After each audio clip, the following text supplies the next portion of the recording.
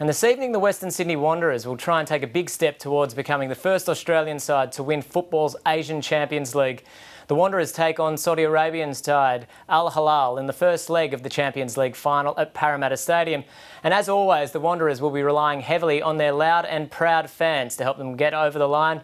One man who has a pretty important role to play tonight is Wanderers fan Nick Nova. Not only is he the co-host of a very popular podcast, Nick is also a member of Banda. Nick, welcome to Weekend Breakfast. Thank you very much for having me on today. And what is Banda and what do they do on game day? We are basically the drummers and trumpeters who play on game day. We also play for the whole 90 minutes in the RBB during the games as well. So we all come from different backgrounds and cultures. We're all, full game day members. We have season memberships. We practice weekly, so we make sure everything is in tune, all the rhythms and everything are placed up, ready to go.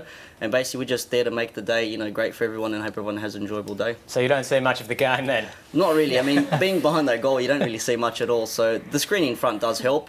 Even in away games, still you focus more on trying to get the team through the whole 90 minutes. And you basically, at the end of the game, you're tired, you're voiceless, but I do it all over again every week. What is it about the Wanderers fans? How long has the club been around? 3 years? This is our third year in existence now. Yeah. Yet you have such a passionate fan base, and it's large. What do you put that down to? I guess it's just, like I said, the West is full of lots of people from different cultures and backgrounds. Lots of people who've migrated to this great country of ours, and I guess football is more common with probably people from the West and probably people in other areas. And when you have that common effect, everyone just seems to galvanise together, and because there wasn't anything such as in the West, I think that's given people a real identity.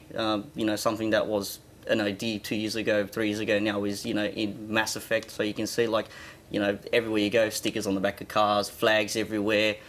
Fans from all over, people from Wollongong and up the coast as well now. So it's just spread across massively. What would it mean to you as a fan if you guys ended up beating Al Hilal tonight and winning the Asian Champions League? I think we'd probably, arguably, we'd probably say we're the best, probably, Australian team to achieve something. But we've got to 2 finals, lost unfortunately. They were at away ground, so hopefully with the home ground advantage tonight we can get one up, score some goals. But as long as we don't concede, that's the main thing. Keeping a clean sheet, not letting them get in front, because if they do score a goal, even if it's one, the task is much more difficult.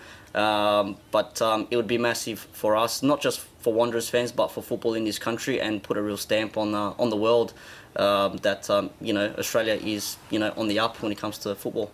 Nick, what can you tell us about your competitors? We did have a football analyst, Alan Natasha, on our podcast the past week, and he gave us a great insight on the team. He did mention how they train rigorously. They have a massive following back home as well.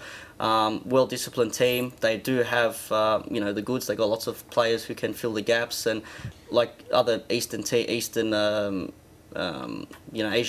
and Western teams where Al Hilal are from, they're not very good defensively, but these guys really have filled that gap. Do you think this has come at a bit of a cost for you locally in the A-League, because you have lost a game or two? You lost the derby against Sydney FC. Perhaps the focus is elsewhere at the moment? Definitely, I do think so. I mean, 2 games in, your first loss against Victory, arguably we didn't play the best, so that was a given. Last week, like many have mentioned, refereeing decisions didn't go away, but still, that's gone now. But, within saying that, you still have to perform. Blame the ref. Speaking like a true fan. A true fan, always.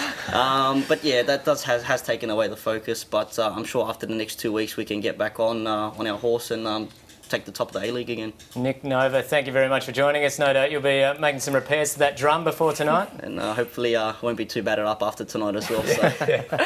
Good luck. Thank you very much, and thank you to Adam.